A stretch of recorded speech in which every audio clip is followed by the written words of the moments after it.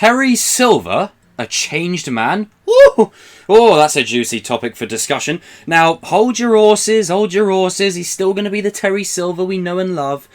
But I just get this vibe, okay? I'm not going to waste any time. I'm getting straight into it.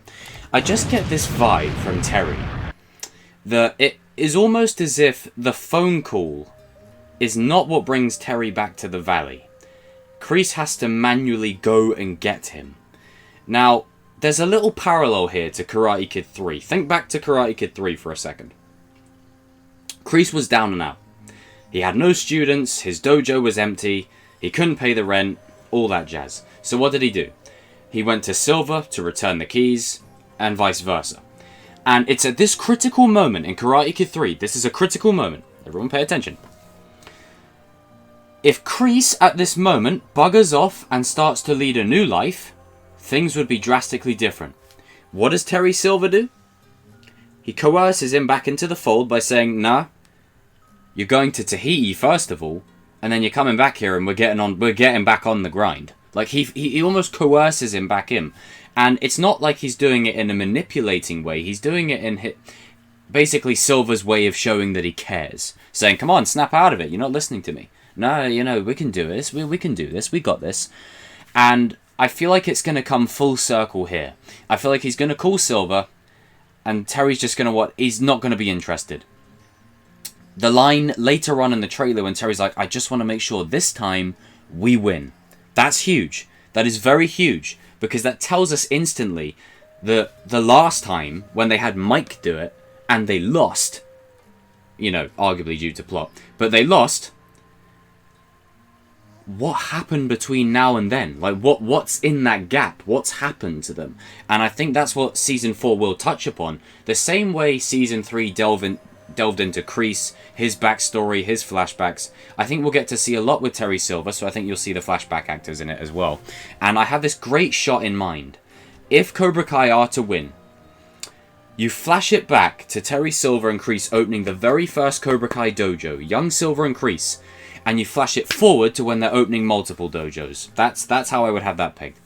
But it feels like KREESE has to manually go and get him. It's like he's pleading for him to come back. Because in this situation, KREESE against Johnny and Daniel, he's at a disadvantage. Regardless if he has Robby and Tori and Kyler or not, he's still at a disadvantage because you have two styles. You have Johnny, like, you know, who KREESE would see as the heir to Cobra Kai's legacy, next to Robby. Then you have Daniel, you know, the Miyagi-Do pain in his ass that's literally given him a pain in his knuckles too, on more than one occasion. It just feels like KREESE is pleading with Silver to come back. And there is a sneak peek that's floating around, and I don't want to say too much just in case people don't want to be, you know, don't want to know too much about it. But essentially, it's almost as if Silver he's still got that charm and the wit and the swag and the presence. But it feels like he's different. Not fully different, but different to the point where maybe, because of what happened the last time, maybe things have changed for Silver. Maybe he's a more honourable kind of person now. And I know what you're all thinking, but Jacob, it's Terry Silver, he has to be a dastardly villain. This show has shown us time and time again that it will take the most black and white character and give them a level of grey that they didn't have otherwise. Whether it be Miguel, Robby, Johnny, Daniel, KREESE, Tori, Sam, the list goes on. Especially people like KREESE and Johnny, who we thought were just one-dimensional characters and were just, you know, your stereotypical 80s villains, you know, Saturday morning cartoon kind of jazz. The show has given them that level of grey. The way you give Silver this grey is you don't defend his actions in the past. You don't justify what he's done. He's a billionaire that should be just living it up on the beaches, you know, on the coast of Miami, you know.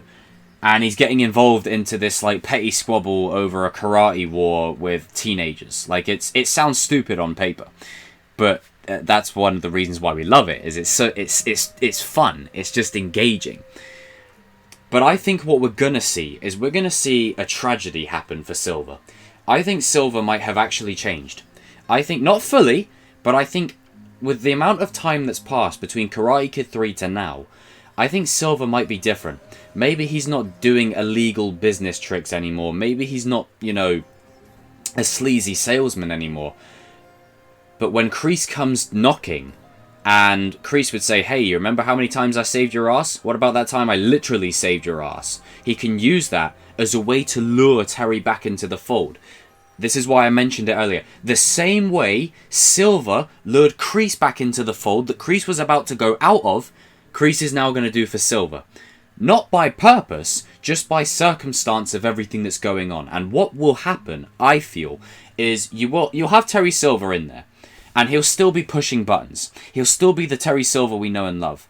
But I think as the story progresses, as the seasons progress, you're going to see a downward spiral of Terry Silver to the point where he starts regressing to that Karate Kid 3 version of himself. And even further than that. He's going to go even further. Dare I say it, I'd say about halfway through Season 4, depending on when he's introduced, you're going to see shades of Silver that we know and love. And then by about episode 7, 8, you're going to see that Silver really start to come through. And then by the All Valley, Silver is going to be 100% Terry Silver full in. Like, all in. Then, when Season 4's ending happens and you get to Season 5, this is when it gets worse. This is what I mean. I've been saying this for the longest time, that I feel like we are in the endgame now. Terry Silver has just been brought back in. There is no bigger villain than Terry Silver. There isn't. I mean, you could make a case for Kreese, but we've had Kreese since the ending of Season 1, and they've given Kreese so much grey complexity to where, you could do other stuff with him, if you know what I mean. But having Silver in there, it adds just a whole nother layer and dimension to this show that wasn't there before. There is now nothing off the table. Nothing. Silver could bribe the referees. Silver could get people disqualified. Silver could get stipulations put in against Johnny and Daniel. He can do... That's the level that Terry Silver now brings to this show. And one thing that is fascinating to me about this season, the creators, as I've said, have shown us that they can give grey to characters we never thought had grey. So what if they take Terry and they give him this whole level of grey that we never expected? And maybe... Because you see in John Kreese's backstory, the grey moral centre comes from the fact that he was pushed around, his mum, had her incident, and, he was basically a lowlife. He had a sob story. And then he had a call to arms, but he met Betsy beforehand. And then Johnny, same thing, it's all in the backstory. With Terry Silver, I feel like it will be in the backstory. You'll see why he was that scared soldier, scared shitless, hiding at the other end of the cage. You'll see that. And there's a lot of parallels between Silver and Hawk, I feel. There's a lot of symmetry there. They have something they're using with their hair to compensate with another persona. They're clearly damaged by events that have happened to them mentally. Arguably, Silver would be worse because it is war. War does something to a man. But there's a lot of similarity there. But I am fascinated to see what kind of grey centre they give Silver. Now, it doesn't have to be a redeeming quality. Like, I don't want Silver to redeem. I love redeeming characters and redemption characters. Silver ain't one of them. Silver's the kind of character that needs to be the tragedy. He needs to be the one that takes the brunt. Like, he takes the fallout.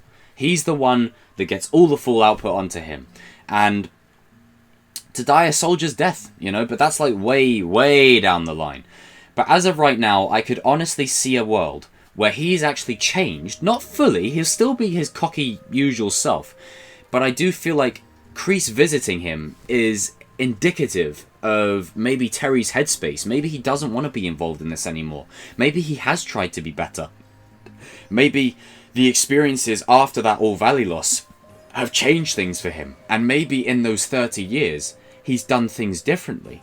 But then what you'll see as Season 4 progresses is you'll start to see him transitioning back to that old version of himself. So it's almost as if that moment in Karate Kid 3, and I keep harping on it, when Kreese gives Silver the keys, if Silver just says, you know what, okay, things would be different for Kreese. Kreese would have taken an entirely different path. But what did Silver do? He coerced him back into the fold. He lured him back in. He seduced him back on that track. What's Kreese going to do for Silver now? Do the exact same thing. And the intentions is not to make Silver go mad and lose his mind, but because Kreese needs an ally. And that's where the grey comes from, is that Kreese is doing it because he needs his buddy. He needs a teammate to help him out because he's currently outmatched. And that's where it brings full reversal with Kreese and Silver. It flips it. It's perfect. But guys and girls, jump in the comments section down below. I'm interested to hear what you guys have to say regarding this. But I just find it fascinating. It does remind me, I get Last Jedi Luke vibes from him, if that makes sense. Now, obviously, we wanted Luke to be completely opposite to that, and it wasn't earned at all. But in this case, there's been a lot of time that's been between 3 and now. Maybe he is like that. Maybe he is a hermit. Maybe he's a lot more composed in life.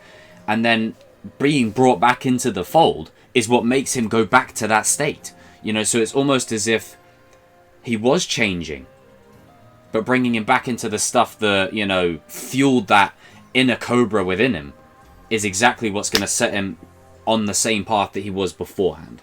It's a fascinating thing to me. It's fascinating.